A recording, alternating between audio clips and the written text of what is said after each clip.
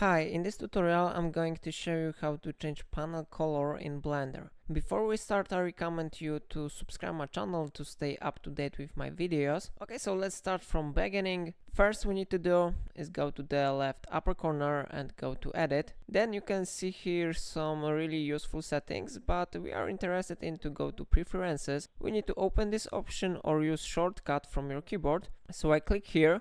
Then you need to go to themes.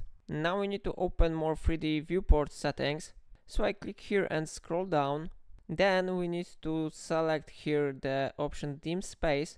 And again we need to scroll down and you will see here panel colors.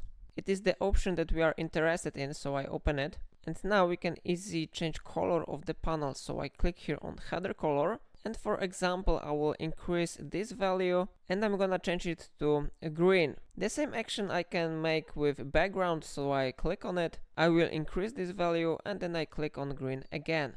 And the last option here is sub background, so I click on it. This time maybe I will change it to red, so I click on red now. Of course, now we can close this window. And that's it, panel color has been successfully changed. If I helped you, remember to like this tutorial because it really supports my work. And it's all for today. Thanks you for watching my videos.